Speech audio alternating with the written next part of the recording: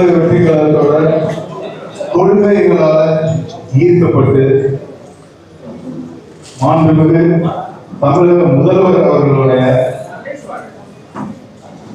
இந்த பொற்கால ஆட்சியினால் ஈர்க்கப்பட்டு அன்பு சகோதரர் அண்ணன் ஆசை தம்பி அவர்கள் தலைமையில் பல்வேறு கட்சிகளிலிருந்து இன்று தன்னை தமிழக வெற்றி கழகத்தில் மீட்பு கொண்ட அனைவரையும் தமிழக வெற்றி கழகத்தின் தலைவர் மாண்புமிகு முதல்வர் சார்பாகவும் தமிழக வெற்றி கழகத்தின் பொதுச் செயலாளர் அண்ணன் ஆனந்த் அவர்களின் சார்பாகவும் எல்லாரையும் தமிழக வெற்றி கழகத்துக்கு வருகிறவர்களே நான் வரவேற்கிறேன். ரொம்ப சந்தோஷமா இருக்கு. இன்னைக்கு இவ்வளவு பேர் தமிழக வெற்றி கழகத்துல உங்களை தங்களை இணைச்சிக்கிட்டதுக்கு. இன்னைக்கு தான் அபிஷியலா இணையீங்க. ஆனா நீங்க இன்னைக்கே இணைச்சிட்டீங்கிறது எனக்கு பார்க்கவே தெரியல. மாற்று கட்சியில் இருந்தாலும் நீங்க எல்லாருமே தமிழக வெற்றி கழகத்துல மனதார இணைந்து ரொம்ப நாள் ஆச்சு அப்படிங்கிறது இன்னைக்கு அபிஷியலா செஞ்சிருக்கீங்க. ரொம்ப சந்தோஷம். நம்ம உறுதிமொழியாக எடுத்தவங்க ஞாபகம் வேறு வேறு கட்சிகள்ல இருந்து வந்ததுனால இந்த ஒரு விஷயத்தை மட்டும் சொல்லி போயிருக்கான் வந்தேன்.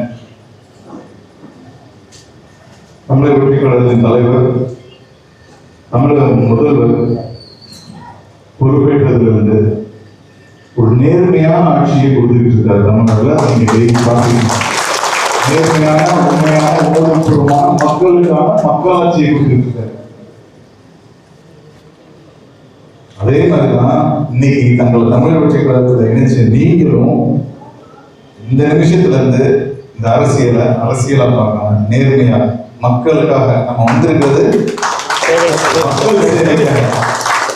இதை வந்து ஒரு மக்கள் பணியா நினைச்சு பதவியா பார்க்காம பணமா பார்க்காம ஒரு பெருமையா பார்க்காம ஒரு உணர்வா பார்க்கணும். ஏன்னா மக்கள் வந்து தலைவர் மேல நம்ம முதலமைச்சர் மேல அவ்வளவு ஒரு நம்பிக்கையும் அவ்வளவு ஒரு எதிர்பார்ப்பும் அவ்வளவு ஒரு அன்பும் பாசமும் அவ்வளவு வச்சிருக்காங்க. அவங்களுக்கு தமிழக முதல்வர் அவர்கள் என்னெல்லாம் தேவையோ எல்லாத்தையும் தொடர்ச்சியா பண்ணிட்டு இருக்காங்க.